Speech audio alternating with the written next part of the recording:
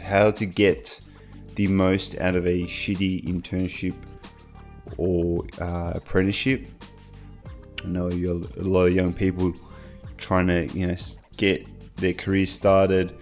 They're trying to get their foot into the door, and a lot of times their first experience is not a good one because they feel like they're being ripped off.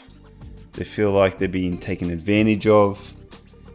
Some of them aren't getting paid, and some are getting paid very bare minimum. What you want to do is, get as much information as possible. Not only just experience, like real world experience, which is very, very useful, but just learning how things work. That was sort of the biggest takeaway for me whenever I worked at as an intern at certain places, or even in retail when I wasn't in any design field, when I just, was working on the weekends and in the retail space. And if you know me, shout out to Paul the Schumann, giving me that chance to learn my skills, sharpen my salesperson skills. It was super useful. At least with that, I got paid. But as soon as I left that to go into the design industry, I did a lot of unpaid internships, a lot of unpaid work. A lot of people I'm not trying to, but a lot of times I felt like I was being taken advantage of in terms of my skill and the amount of work I was putting in, and the financial return wasn't really there. But as I've gotten a little bit wiser, sort of understanding, what I did get from that. So my first real internship was even before, I was in high school, and I was lucky enough, my auntie got me a new, one of these owners of a big fancy design firm, and I got to work 2 days a week there, unpaid, but it was really cool for me to just see what a design studio looked like, or what did they do, and it blew my mind. It was awesome. I was like, people get paid to do this stuff? I'm doing this. That's sort of one of the biggest motivators for me to sort of pick the design field. But really when I started my sort of proper internship, I think I was still at uni as well. Yeah, I think I was sort of near end of uni. And I was working for this magazine company, a very small, scrappy group of people. But it was really fun. It was actually really fun to do because we got to work on a lot of stuff that I was interested in, and it was a great group of people to work with. The only thing was that it got to a stage where we were sort of getting technically paid, but the deal was so bad that I just had to leave and work for free for someone else pretty much. But essentially what I learned from the first internship working with the magazine place was pretty much everything. What I learned was the things I learned at uni, majority of it didn't mean shit until basically I learned the core basic skills of being a professional or being a designer. I learned that during that internship. Basically, I had to throw a lot of the stuff I learned away and jump into the real world, real client expectations, real time frames, real risk, and just how demanding it can be sometimes, depending on what industry you're in. especially magazines or any print publication, the actual demand to get things done on time, and what is the expectation for you to finish them. And not only that, like, what also I learned is that if you're going to do these internships or work for free for a very scrappy, very like, you know, what's the word, for a company that, you know, is not getting that much revenue, or it's just starting up and it doesn't have much capital, and it's just they're very bootstrapped, and they're very you know, the budgets aren't there to do what they want to do. That's sort of the best opportunity for a young designer, not in terms of financial gain, because there is no financial gain, but to learn, be able to do a lot of different things that a junior won't normally get to do in a bigger firm or a more established sort of company. For instance, I got to be a actual art director of a whole magazine, and I was only a junior designer, and that's like unheard of. Like, that doesn't happen. You got to be a senior designer. You got to be like, 8 years experience, and I barely had a year. I was a year of experience, and I was already in charge of designing a whole publication. Actually, I think I did 2 publications. But yeah, it was, if I look at it that way, it was totally worth it. The amount of stuff I got to learn, the amount of responsibility I got to be in charge with, and doing so many different things, not only being a designer, being an art director, being the print person that needs to understand how print works, and what else? There was just so much other stuff there that I had to sort of navigate around.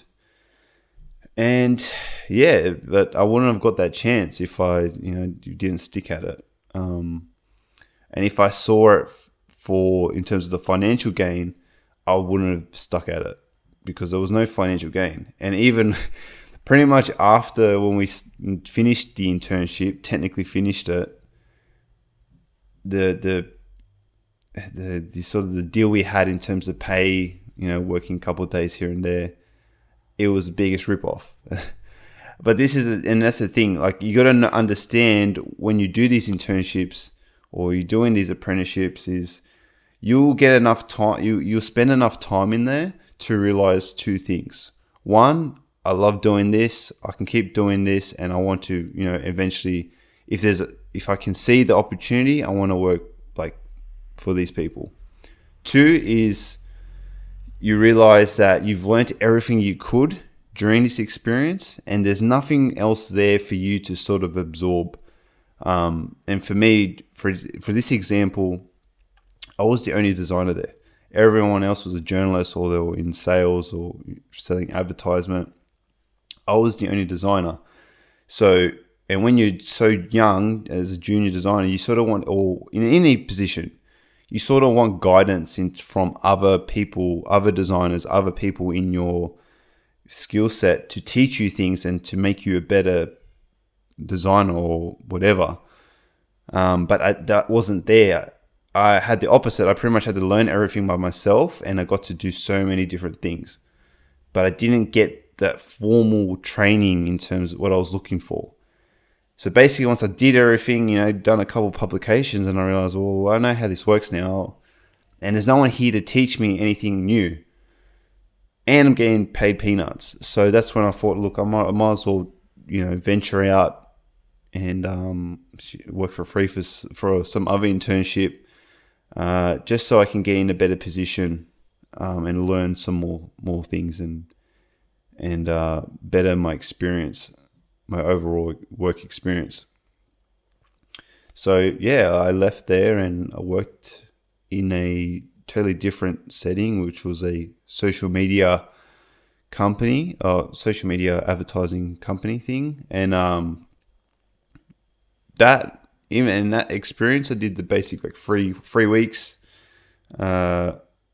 experience there, and Didn't really learn much, but what I did gain was I got to see how I got a glimpse of how a proper studio might work in terms of the approval process, how everything is run through account managers and all the different community managers that are involved with creating advertising stuff and then having to get it approved from the client, and then the backwards and forwards that happens, and how it's published, and how contracts are won. And it was a bit more of a formal setting there, which was really good to see. A bit more of a corporate setting. I think that makes sense. But in terms of skills, I didn't really learn anything. But the good thing was we worked on big brand companies, so which I could leverage when I go for full-time positions, because essentially during this time, I didn't really want to do unpaid internships and stuff like that. That wasn't what I wanted to do at that time. I wanted a full-time job. Like I don't think I was working in retail back in my old job, so I had no income. So I really needed to find something. Like that was my goal. So it wasn't something that I was like, yeah, you know what, I don't mind getting not paid and stuff like that. That's fine by me. No, I did that because I wanted to get there faster to get to that full-time position. So I did that. So worked in Sydney in that social media place for a bit, and pretty much that was sweet once I did my time there, and there wasn't much else. Even if there was a paid position there, I probably wouldn't have took it. Because it just wasn't. I learned everything I could. I learned a lot about social media at the time, and that was such a new thing that people were doing in terms of companies using it as for advertising. So I learned a lot about that, how that works at that time. So that was useful. And bear in mind that in my mind, I wanted to do my own thing. I wanted to set up my own either freelancing or my own business. I wanted to learn how all this stuff worked. Even in the magazine place, how they sold advertisements, advertising space. My ears were always open, listening, seeing how it works, seeing what that client communication looks like or that customer communication looks like. I was just trying to absorb as much as I can. And so left there, started doing freelancing, and actually from there, I actually started getting like part-time paid stuff locally, which was good. But even then, one can have the perspective of like, I'm only working part-time. These people can't give me full-time work. Oh, this is not what I want. You know what I mean? But in my mind, I got to experience how really see how a design studio works, working at this local place for like 2 days a week. And not only that, I finally had another designer there that could teach me things. He's been there longer than me. He knew more stuff than me, and he also knew stuff about how to do video editing, which I got to experience as well. So I got to learn new skills. And not only that, the environment was, so inspiring. Like it made me think, okay, this is sort of what I want to build, something like that when I sort of do my own thing. So I had that in the back of my mind, just absorbing how things work, how the bosses would, talk to clients, what they talked about in client meetings and stuff like that. So just literally being a sponge, being an absolute sponge, and absorbing as much information as possible. And that eventually got to where I wanted to be, which was a full-time position. And even in that, it wasn't what I expected. After all that, it wasn't what I expected. But I learned more from that position because it was such there was a couple of startup things we were doing there. So it was very scrappy. So I got to do more things. Just like the magazine place, I got to literally learn how to deal with clients directly and, create crazy things like scripts for animation videos, which, you know, designers don't do that. That's like not in the job description. And there's a lot of things not in the job description that I'd learned, but, you know, they might not have been in the job description, but they got to give me a taste of what's it like to run your own studio, to do your own thing, and the real expectations, or the, you know, the shit side of it as well. So yeah, that did that, and eventually did my own thing. But I guess what I'm trying to say is, you know, if you're going into these internships, you're going into these apprenticeships, purely focus on the financial side, you're not going to get the most out of it. You really need to, you know, be smart, know when you're being taken advantage of, being aware that you are being taken advantage of, but also taking advantage of the company by getting as much information from them as possible.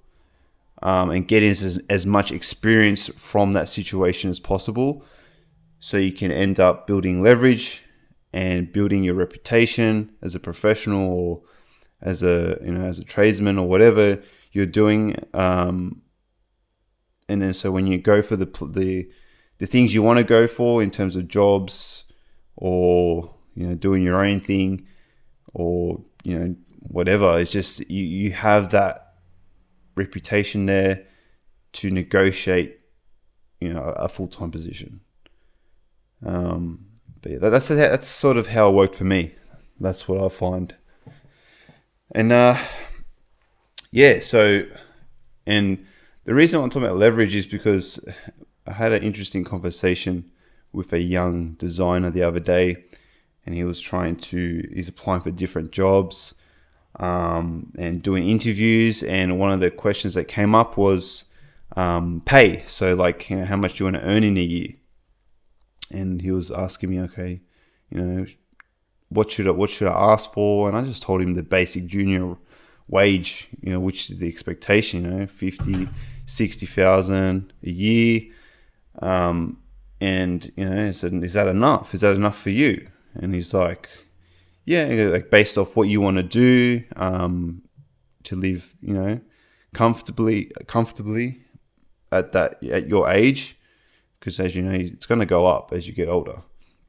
And he's like, yeah, but what can I ask for more? And I was like, yeah, you can. But it's like, well, how much more? He's like, I don't know, like 70 or something. I'm like, well, what are you actually bringing?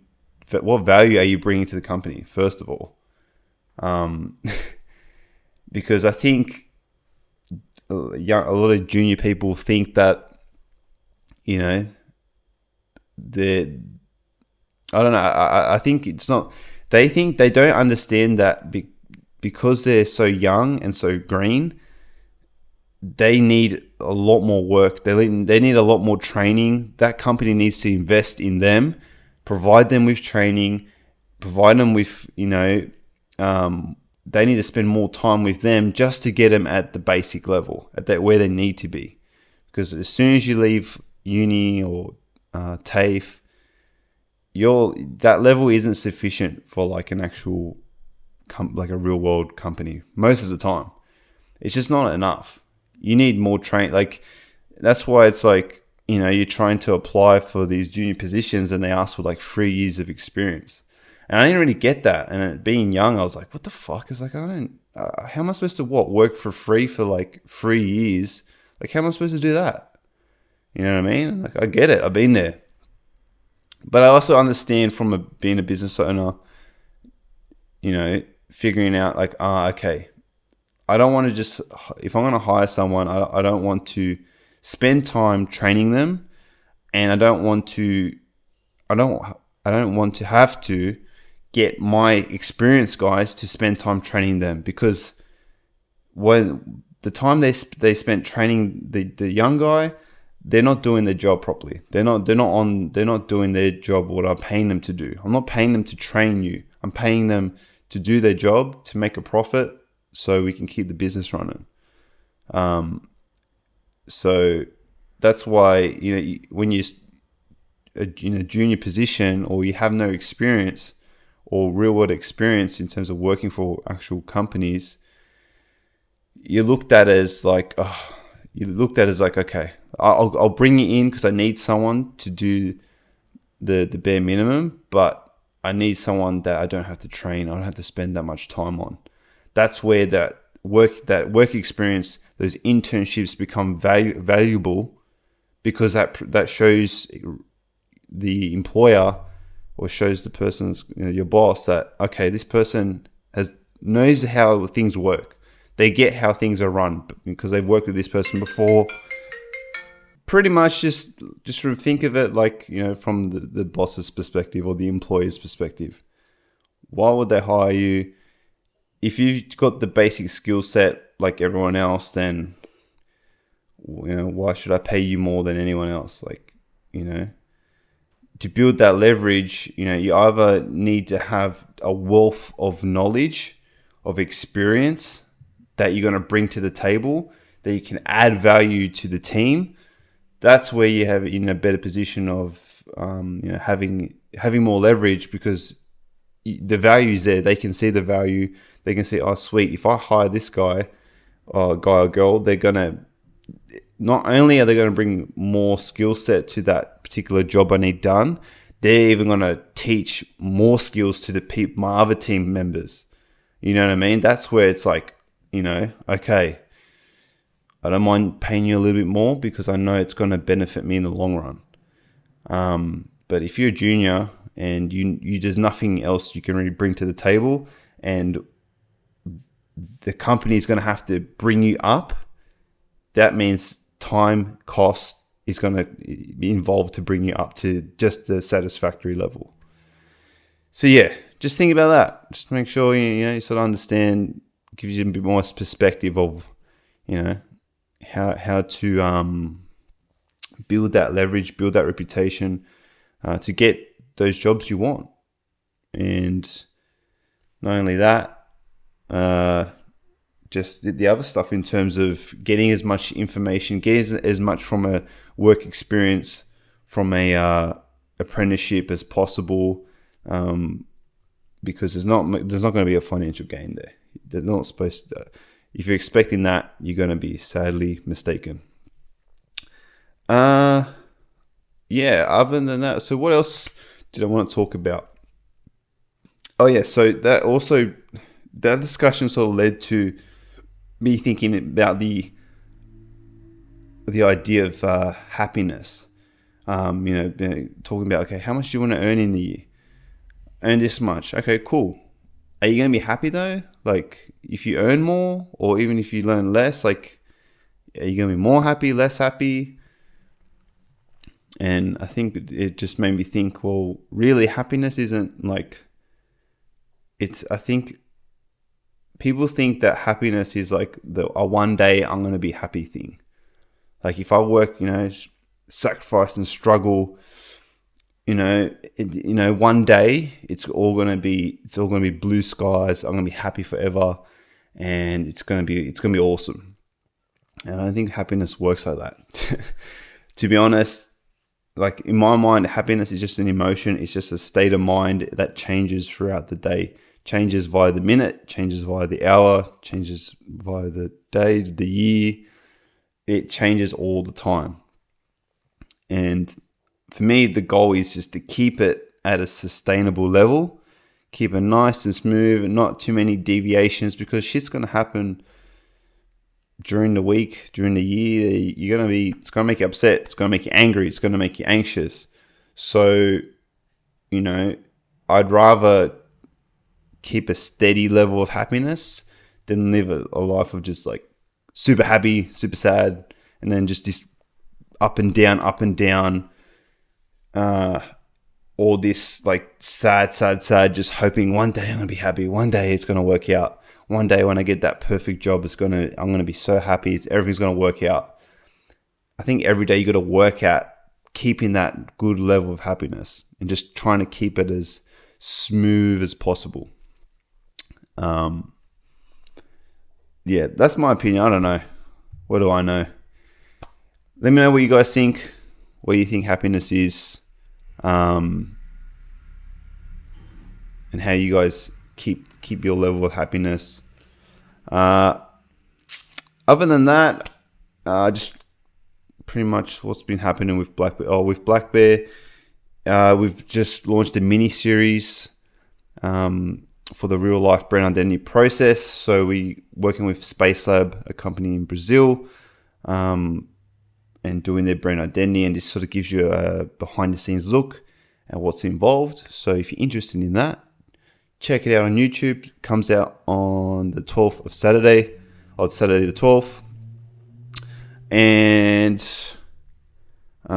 Track Bear. Not much happening with Track Bear because I don't have my car back. It's still in the panel beating shop getting fixed. Someone decided to run into the side of it. Not naming any names, but good on your mum. But yeah, can't really do much. I was gonna try and do a video with the actual hire car we got with the Corolla, but I can't really think of too many cool things I can do with a Toyota Corolla, to be honest. And I can't really take it to the track because if something happens, I'm going to be in big trouble with the insurance company. So yeah, you might have to wait till November, taking the Formula Fords out, doing some laps in those. So that pretty much wraps up this episode. So thank you for watching. Hopefully you enjoyed it. If there's anything there of value that you want to share with your friends or family or someone that needs to hear, stuff about, what we're talking about, please share it. Follow the channel if you want to see more, other episodes. And I guess I'll see you guys in the next one.